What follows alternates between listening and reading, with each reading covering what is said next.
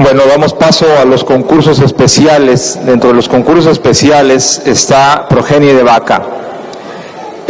La progenie de vaca mínimo debe presentar 2 hijos que sean de la misma vaca, sin importar, pueden ser del mismo sexo o de diferente sexo.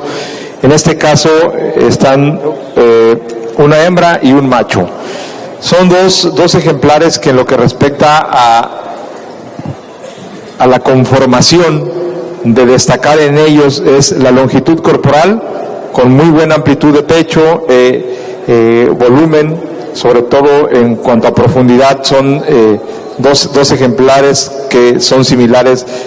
Por lo tanto, son las características que consideramos transmitió la vaca en cuanto a homogeneidad, que esa es la razón de este juzgamiento, ver la capacidad de transmisión que tiene una hembra a su descendencia. Un primer lugar para los hijos de la vaca rubí. Muchas felicidades.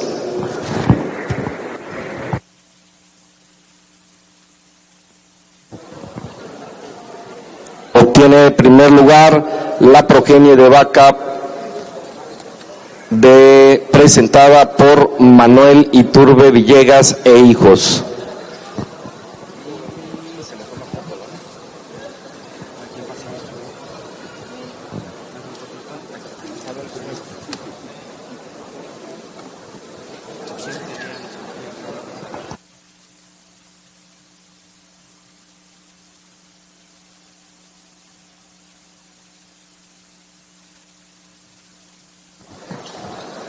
Para entregar el premio correspondiente a este campeonato,